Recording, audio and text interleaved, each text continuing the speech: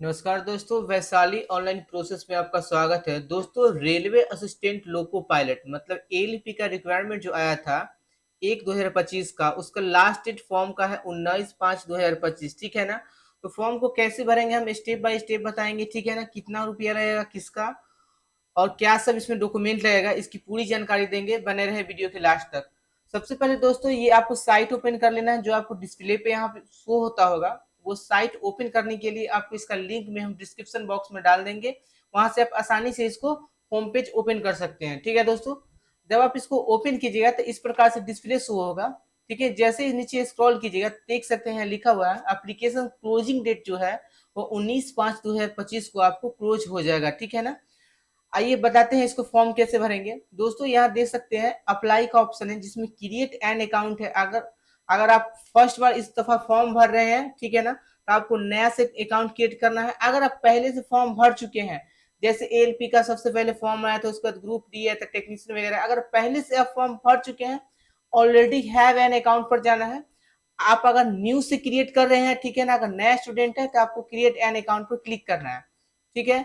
देख सकते हैं यहाँ पे प्लीज नोट में बताता है candidate who have already create an account for any CN issued by RRB and 2024 are not required to registered again।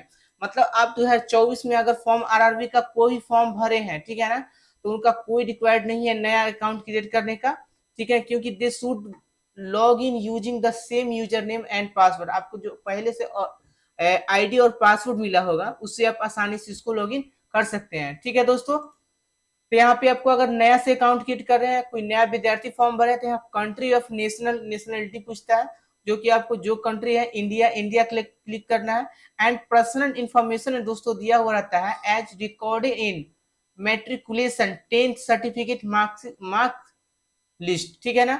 मतलब दोस्तों, आप जो भी फॉर्म भरेंगे, जो भी उसमें नाम होगा, डेट ऑफ बर्थ होगा, पिता का नाम होगा, माँ का नाम, वो आप 10th के मार्कशीट के अकॉर्डिंग ही आपको फॉर्म भरना है। उसमें जो आपको स्पेलिंग दिया हो रहेगा वही देना है। ठीक है ना। यहाँ पे अपने 10th के अकॉर्डिंग के अनुसार यहाँ पे फुल नेम लिखना है। ठीक है ना। यहाँ पे री टाइप में फुल नेम लिखना है।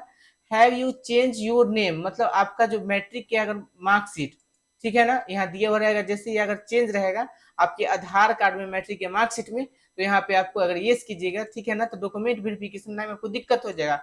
उससे अच्छा है आप पहले अपना आधार कार्ड सुधारवा लीजिए, उसके बाद फॉर्म भरिए। अगर सेम है आधार कार्ड और मार्कशीट में तो कोई दिक्कत नहीं है। ठीक है ना। देख सकते हैं यहाँ पे फुल नेम देना है, उसके बाद री टाइप फुल नेम। ठीक है ना। उसके बाद पूछता है have you change your name, नहीं है तो नो कर दीजिए। एंड यहाँ पे डेट ऑफ बर्थ देना है, जो कि पहले डेट मंथ और ईयर देना है। ठीक है। उसके बाद आपको सिलेक्ट जेंडर बोलता है। ठीक है ना। जो भी आप कैटेगरी से आते होंगे जेंडर, ठीक है ना, वो जेंडर आपको क्लिक करना है। नीचे आपका पिता का नाम है, ये भी यहाँ शो रहता है, father's name as recorded in matriculation 10th certificate या मार्क लिस्ट के अनुसार। ठीक है ना। उसके बाद मदर्स नेम में, ठीक है ना, सेम वही चीज है। कॉन्टेक्ट डिटेल्स में आइएगा दोस्तों, तो यहाँ पे लिखा हुआ था inter your valid email ID address and active mobile number. मतलब दोस्तों, आप जो भी ईमेल आईडी दीजिएगा उस पर भी ईमेल आईडी ओटीपी जनरेट होता है जिससे आपको वेरीफाई करना है। एंड देन मोबाइल नंबर भी सेम होता है, जिस मोबाइल नंबर आपको दे करके यहाँ पे ओटीपी भेजना होता है, जनरेट ओटीपी करके यहाँ भी वेरीफाई करना होता है। ठीक है दोस्तों। जब कॉन्टेक्ट डिटेल्स हो जाएगा उसके बाद आधार वेरिफिकेशन में दोस्तों आपको यहाँ पे अपने आधार नंबर देना होता है, और यहाँ पे जो आपके आधार नंबर पर रजिस्टर्ड नंबर रहेगा उससे आपको जनरेट ओटीपी करके यहाँ पे वेरीफाई करना होता है। ठीक है। आई डू नॉट हैव आधार का ऑप्शन है बट उससे नहीं होता है। ठीक है ना। आपको आधार वेरिफिकेशन करना ही होगा। देन जब आधार वेरिफिकेशन हो जाएगा तो सिंपल से आपको यहाँ पे क्लिक करना है। ठीक है। एंड क्रिएट योर पासवर्ड का ऑप्शन है, जहाँ पे देख सकते हैं password should be a combination of capital letter, small letter, space letter and number. मान लीजिए किसी का नाम मोहन कुमार है, ठीक है ना, तो आप यहाँ पे मोहन @हच, ठीक है ना, और 3 4 जैसे 1 2 3 जो भी आप बैठाना वो बना सकते हैं। ठीक है ना। एंड पासवर्ड कंफर्म पासवर्ड देने के बाद यहाँ पे सिंपल सा कैप्चा रहता है, जो कि आपको कैप्चा में नहीं, यहाँ पे आपको क्लिक करना होता है। ठीक है ना। I am not a robot. ठीक है। इस पर क्लिक कीजिएगा एंड प्रीव्यू एंड क्रिएट पर आपको ऑप्शन आएगा आपको फिर से प्रीव्यू करने के लिए। ठीक है ना। इस प्रकार से प्रीव्यू को अच्छे से आप देख करके उसके बाद आपको सबमिट करना है, तो आपको रजिस्टर्ड हो जाएगा अकाउंट। ठीक है ना। उसके बाद देन उसके फिर से आपको होम पेज आ जाएगा, जहां पे आप लाइक ऑप्शन रहेगा और नीचे जस्ट लिखा हुआ रहेगा ऑलरेडी हैव एन अकाउंट। ठीक है ना। मतलब आप जो क्रिएट किए हैं वो आपका क्रिएट हो चुका है। Sign in into your account, log in with RRB account. ठीक है दोस्तों, मतलब अभी जो आप रजिस्ट्रेशन किए हैं या पहले से कर चुके हैं, तो यहाँ से आपको लॉग इन करने का सिंपल तरीका है, इस पर टैप करना है। ठीक है ना। यहाँ पे दोस्तों एक मोबाइल नंबर से आपको लॉग इन करने का ऑप्शन रहेगा। अभी आधार कार्ड से जो लॉग इन करने का ऑप्शन है वो अभी हटा दिया है सर्वर इशू के कारण, वरना रहता है आधार कार्ड से अभी आप लॉग इन कर सकते हैं। ठीक है ना। जो आपने रजिस्टर्ड नंबर दिया है, पहले से आप अकाउंट बनाए हुए और मोबाइल नंबर आपका दिया हुआ है। ठीक है ना। अगर आप पासवर्ड खो गए हैं, यहाँ पे सिंपल सा आपको मोबाइल नंबर देना है एंड डेट ऑफ बर्थ देना है, आई एम नॉट रोबोट करके आपको प्रोसीड कर देना है। आपका पासवर्ड आपकी ईमेल पर आपको चला जाएगा। ठीक है ना। उसके बाद बताते हैं लॉग इन करने का। यहाँ पे आपको सिंपल सा वो मोबाइल नंबर देना है जो आप रजिस्टर्ड नंबर दिए हैं, या आप ईमेल आईडी, दोनों में से कोई एक देना है। एंड जो आप वहाँ पे पासवर्ड क्लिक किए, यहाँ पे पासवर्ड देना है, आई एम नॉट रोबोट करके आपको लॉग इन पर सिंपल सा आपको क्लिक करना है। ठीक है दोस्तों, जैसे ही क्लिक कीजिएगा दोस्तों, यहाँ पे 2 फैक्टर ऑथेंटिकेशन मिल जाएगा, जहाँ पे आपको बताएगा सेंड ओटीपी टू ईमेल या सेंड ओटीपी फोन। ठीक है ना। आप दोनों में से कोई एक चूज करिएगा, उस पर ओटीपी जाएगा 6 डिजिट का। ठीक है ना। मोबाइल नंबर का अगर ऑप्शन दीजिएगा तो यहाँ पे रिसेंट अवेलेबल जो होता है वो 1-2 मिनट का रहता है टाइम। यहाँ पे ओटीपी आपको सिंपल सा देना है दोस्तों। ठीक है। उसके बाद आपको क्लिक कर देना है।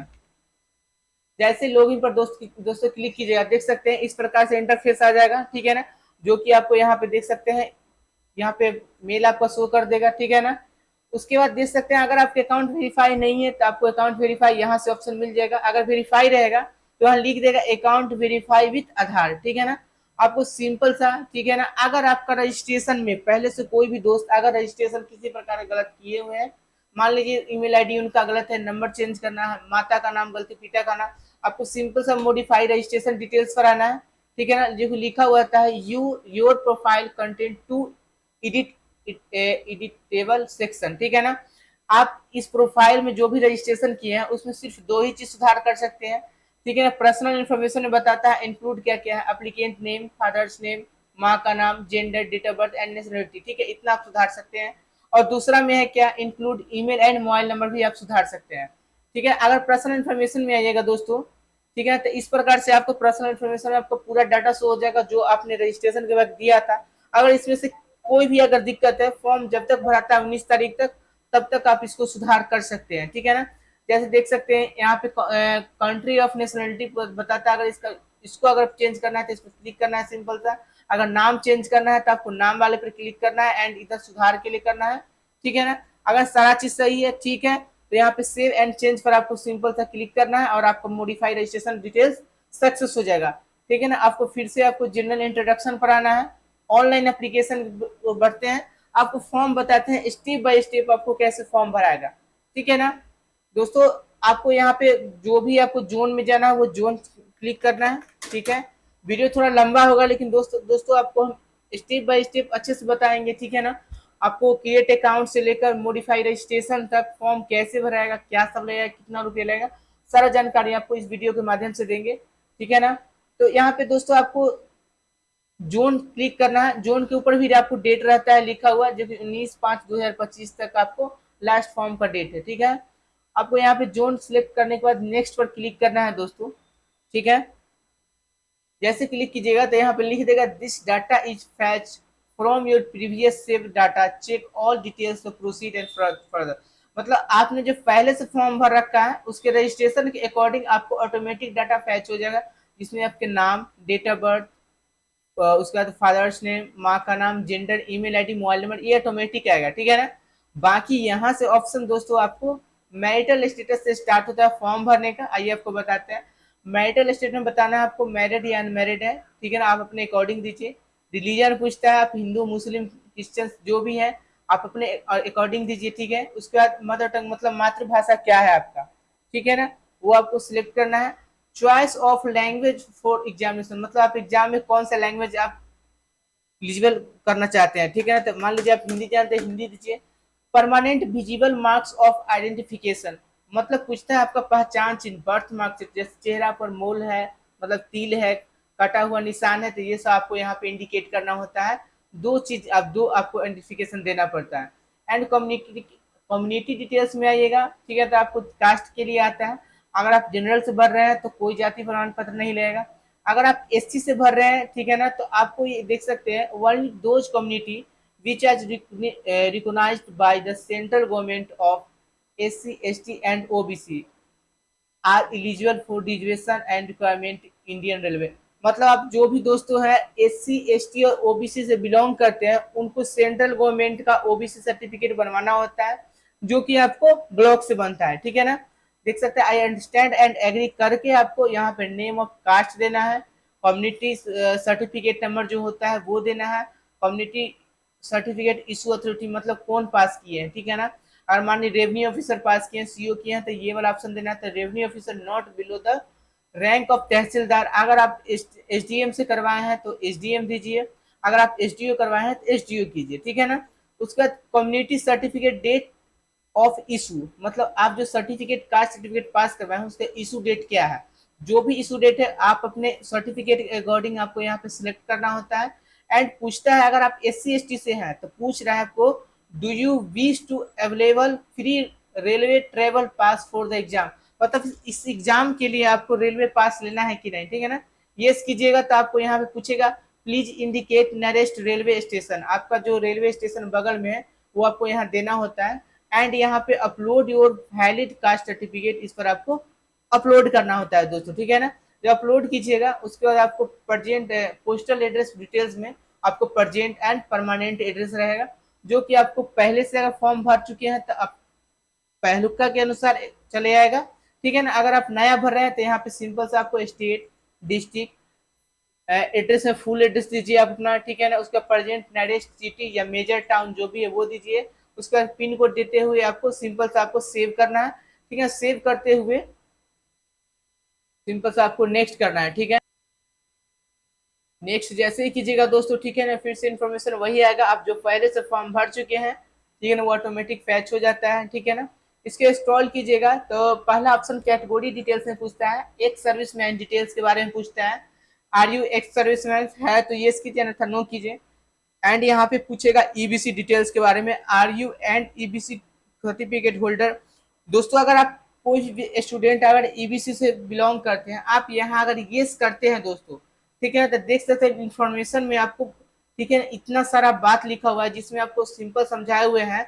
अगर कोई कैंडिडेट, ठीक है ना, अगर ईबीसी सेलेक्ट में येस करते हैं तो उनका 50,000, ठीक है ना, holder of BPL card any other certificate issued by central government under recognized available program, मतलब आपको जो भी है अगर ईबीसी सर्टिफिकेट आप येस करते हैं तो आपका इनकम सर्टिफिकेट 50,000 तक आपको बना हुआ रहना चाहिए, लेकिन कब तक, जब तक ये फॉर्म का डेट है उस डेट से पहले तक, ठीक है। अगर आपका वो नहीं हुआ, 50,000 से ज्यादा हो गया, तो यहाँ लिखा हुआ if valid EBC certificate is not submitted during DV, मतलब डॉक्यूमेंट वेरिफिकेशन के टाइम उसको सबमिट नहीं लिया जाएगा, then your candidate will be reject, मतलब आप अगर आप पास भी रहिएगा तो इस येस के कारण आप रिजेक्ट भी हो सकते हैं। इससे अच्छा आप नो करिए, ठीक है, नो करके आपको सिंपल से आपको आगे बढ़ना है, ठीक है। नो कीजिएगा, उसके बाद आपको पूछता है, उसके बाद are you employ in Indian railway, अगर आप पहले से रेलवे में जॉब करते हैं तो यूज कीजिए अन्यथा नो कीजिए, ठीक है। उसके बाद name of current department organisation, ठीक है ना, आप अगर कहीं से कहीं करेंट में एम्प्लॉय हैं सेंट्रल गवर्नमेंट में, स्टेट में, या पीएसयू में है, पब्लिक सेक्टर अंडरटेकिंग में है तो ये कीजिए, ठीक है ना। उसके बाद पूछता है और नहीं है तो नॉट अप्लीकेबल में आप छोड़ सकते हैं, ठीक है।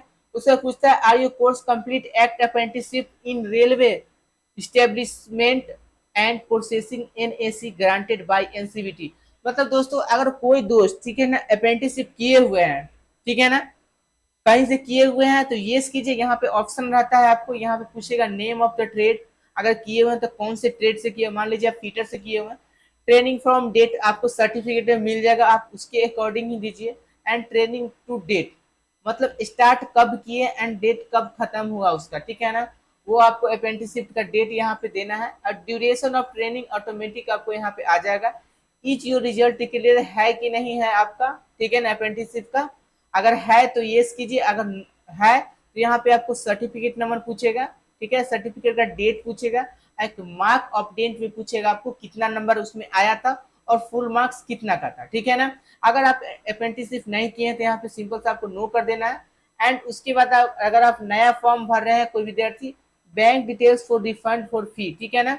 तो आपको रिफंड पैसा के लिए आपको यहाँ पे बैंक अकाउंट का डिटेल्स मांगता है, जिसमें आपको refund of fee account holder name में आपका नाम, refund of fee bank account number, ठीक है, सेम अकाउंट नंबर इधर देना है, रिफंड आईएफसी कोड देना है एंड कंफर्म कीजिएगा। ऑटोमेटिक आपको फैच करके आपका bank account number and address यहाँ पे फिलअप होके आ जाता है, ठीक है ना दोस्तों।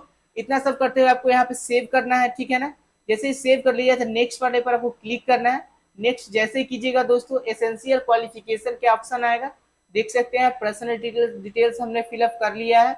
उसके बाद अदर डिटेल्स भी हो गया, एजुकेशन डिटेल्स में हम लोग अभी हैं और 2 स्टेप बचा हुआ है, upload profile document and preface and preview का ऑप्शन है, ठीक है ना। तो एजुकेशन में है आपको एसेंशियल क्वालिफिकेशन में आपको फर्स्ट में मैट्रिकुलेशन का ऑटोमेटिक आ जाता है। जो भी विद्यार्थी पहले से फॉर्म भर चुके हैं उनको ऑटोमेटिक फैच हो जाता है, और जो नया भर रहे हैं उनके लिए क्वालिफिकेशन के ऑप्शन में आपको 10th का रहता है ऑप्शन, ठीक है ना। तो यहाँ पे देख सकते हैं, यहाँ पे एडिट करना है सिंपल सा, ठीक है ना, जिसमें आपको क्वालिफिकेशन ऑटोमेटिक क्लिक रहता है, स्टेट चुनना होता है, district, board name, date of passing, roll number and यहाँ पे आपको सर्टिफिकेट, कुछ सर्टिफिकेट का सीरियल नंबर। अगर आप मार्कशीट के दीजिएगा तो मार्कशीट के सीरियल नंबर, तो सर्टिफिकेट नंबर दे सकते हैं, ठीक है ना। और यहाँ पे सिंपल सा आपको अपडेट कर देना। उसके बाद क्वालिफिकेशन में दोस्तों, ठीक है ना, पूछ रहा है 3 ईयर डिप्लोमा इन इंजीनियरिंग किए हुए हैं, ठीक है ना, इसके साथ तो आप फॉर्म भर सकते हैं। एंड डिग्री इन इंजीनियरिंग किए हुए हैं तब आप एलपी का फॉर्म भर सकते हैं। अगर आप आईटीआई किए हुए हैं तो आईटीआई भी भर सकते हैं। और एनएससी होता है दोस्तों, इसके लिए जो अप्रेंटिसशिप करता है उनके लिए रहता है एनएससी का ऑप्शन। तो वो अगर अप्रेंटिसशिप आप किए हुए हैं, अगर आप बैक में दिए हैं तो यहाँ भी आपको एनएससी देना होता है, ठीक है ना। एनएससी का मतलब होता है नेशनल अप्रेंटिसशिप सर्टिफिकेट, ठीक है ना। आप अगर कर चुके हैं तो आपको यहाँ पे देना है। ट्रेड उसको पूछेगा, state, district, name of institute, कहाँ से आप अप्रेंटिसशिप किए हैं, डेट ऑफ पासिंग, कब वहाँ से पास किए हैं, एंड वहाँ पे सर्टिफिकेट नंबर आपको जो दिया होगा वो सर्टिफिकेट के अनुसार यहाँ पे सर्टिफिकेट नंबर देना होता है। और सर्टिफिकेट इशूड बाय पूछता है, एनसीवीटी से एक ही ऑप्शन आता है, और सर्टिफिकेट टाइप भी आपको एनएससी आता है, ठीक है ना। तो ये आपको देना है सिंपल सा। अगर आप एनएससी किए हुए हैं और आईटीआई आईटीआई अगर आईटीआई सो है किए हुए हैं, अगर एनएससी नहीं किए मतलब एम्पेटिस अगर अप्रेंटिस नहीं किए हुए हैं आप, ठीक है, सिर्फ आईटीआई किए हुए हैं, तो यहाँ पे आपको ट्रेड चुनना है। देन यहाँ पे state, district, name of institute, कहाँ से आप आईटीआई किए हैं, date of passing and certificate issued by पूछता है आपको, एससीबीटी है, एनसीबीटी है। सर्टिफिकेट फिर से टाइप में पूछेगा आपको, एनटीसी है या एसटीसी है, ठीक है, मतलब national trade certificate, state trade certificate, जो भी है आप अपने सर्टिफिकेट एंड मार्कशीट के अकॉर्डिंग यहाँ पे दीजिए। एंड यहाँ पे सिंपल सा आपको ऐड कर देना है दोस्तों।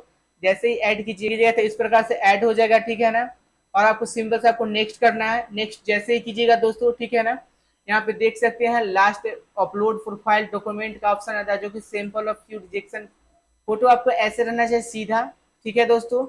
सीधा में आपको बताते हैं, it should be A recent colour passport size photograph with plane with white background not older than 2 month पहले।